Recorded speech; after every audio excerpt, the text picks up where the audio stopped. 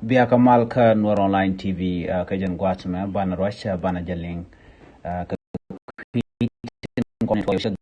Gambian ngut kan konore Russia me gore jano de yen subscribe ke de yen notification bell yen twany ka querying nitin kon tilat ka rodien ko de yen ka shamala link ka gwas dana de ka mal ben ka jan gwas me bana Russia ka tin kon te chirodien la tiang ka Gambia kan look mi to kan e kon tela mana gande re which ka Gambia ka querying tin kon to kam no re kalamber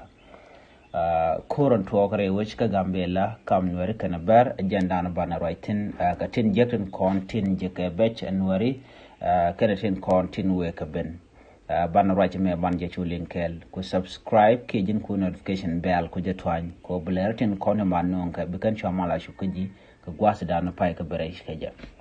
an turbila nen yana me ajin turbila dana chana chaga nak tin ngay yana no chane shop ko jok yung wan chaga nak kane shop ko jendang jok wi de ti cha mo ka bot di de long are turbila mo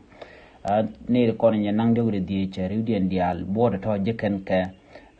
gwasa dadan shi turbil che yakko turbil man chana chaga barji de ka sha shugo chaga bar shi turbil che bot an duin man duin ro de je chana che ko mo ka bot ka shana chaga barji de ba dung sho ko dare alaka ba shi chani dung man ka dung shi chaga na ko mishi bar kan mukan ka rodian bar de kan ni diala kon tintere dial mo de ka e to mo ai tintin rodian dial ka man wonu ku ka longtin shit ka mi dong sia listenan ki shunen dial kon tin cha kwen mi sha ka den ban shore ler kan me ka mi shore la tiang re wish ka Gambia ka do bran inshallah ke jaman yi chulinker shala da nore wish ka Gambia shan wartin te ka ber sab cha ka mak tiang ka tuk tiang an meng ma sha ma ka shala da no shi ka ben kan ber kan gwas mo shu kan nas shu kan ka shu parika dundo shala da ti federal ke yadi ka te ka gwas danan te ber sab tin la dung nore ke wi nore ber sab wi nore mi tie ka ke nore ber sab wi nore mi tie ka bar ka do ban ka Gambia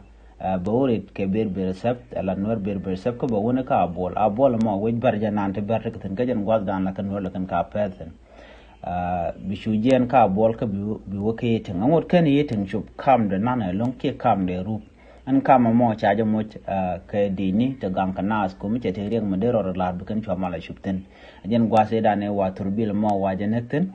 ke jen gwase dane wa turbil we teten gwam me chaja barten kan baran konentere roban wini an wojo mo we culture nori mi cha kam ka gwase dane te galwa tudmete kwarka rewi ka Gambia alo chin war ka rulen jamo ka godana sha ber sha ka mo cha ma jang cha ka mo cha ko mo opo sha ka mo kan dial ka gote tegatin ala nyut kan yin culture ga rewi ka Gambia ana mo me chora lat shu gwa ari ga mo cha tok tiang dungno chari alaka kan ne ton konen den wini ka ku ko binarin gam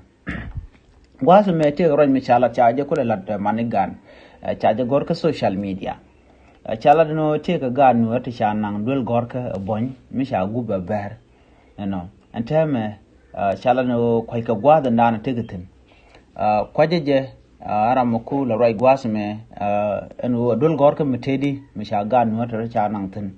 dundo shala na je gwaso mon wote ga gar sha nang dul gor ka ade lerm de yekula tukuni diala kontin ta gar kere dul gor ka di sababa ki witin ko ken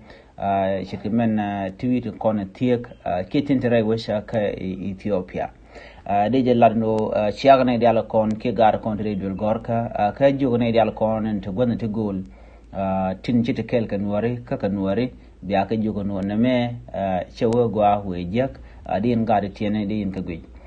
de yen der ke tek den adin gar kon den ka chek an me jele dan yelin ka kwi Gambia ka rikin kon lat ka rodien are we kama kota kan